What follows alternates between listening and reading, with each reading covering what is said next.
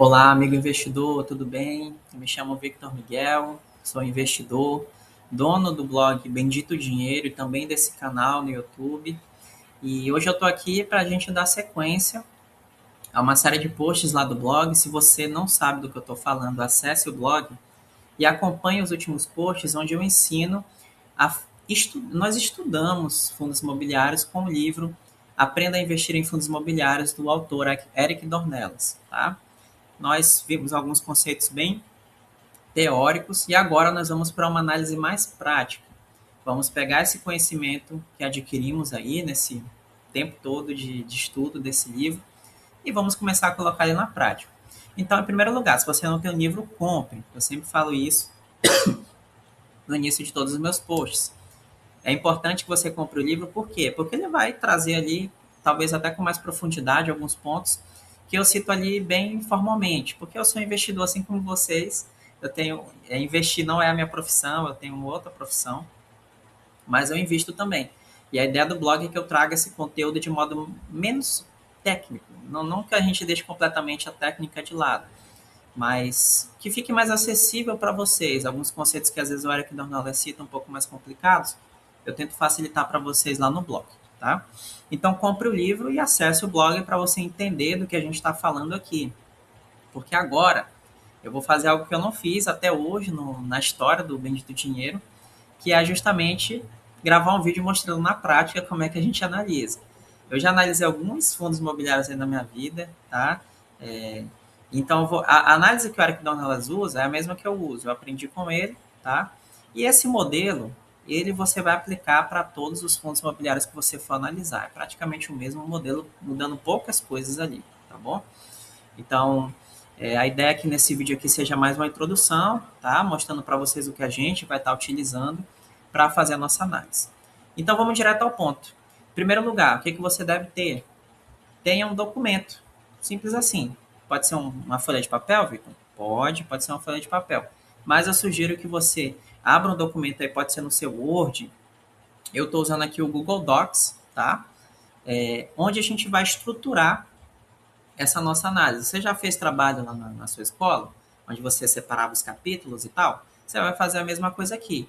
O primeiro capítulo aí vocês podem ver que é liquidez e valor de mercado, o segundo é características gerais, temos ativos e contratos de locação, inquilinos, receita de aluguel, vacância, resultados, passivas e demandas judiciais, gestão, perspectivas futuras e conclusão.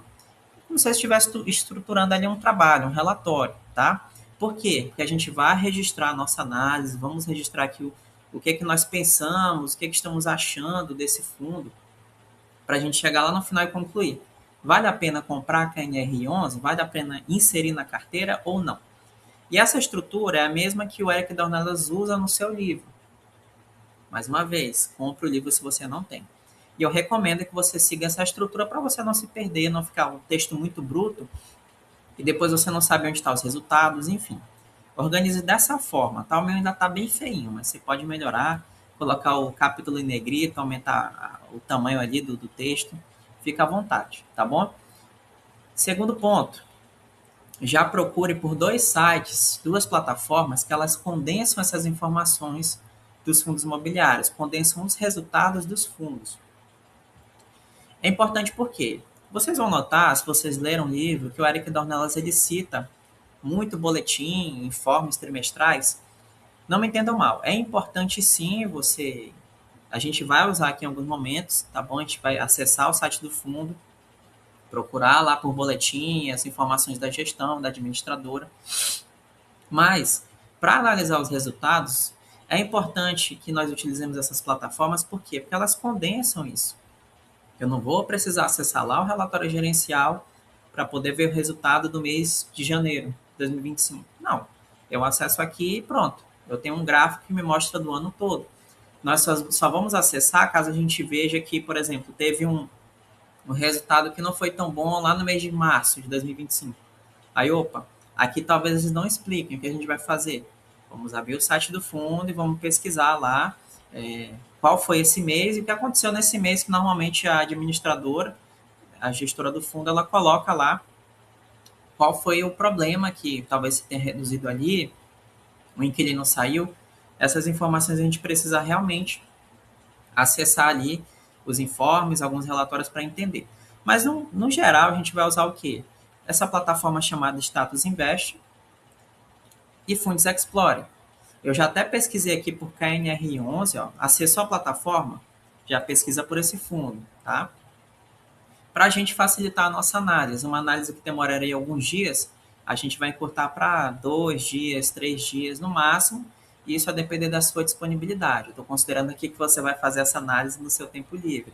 Então, aí vai demorar alguns dias para você fazer uma análise bem completa. E não tenha pressa.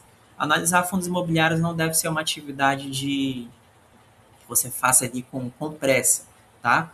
Analise minuciosamente cada dado, cada informação, o que a administração do fundo tem para dizer.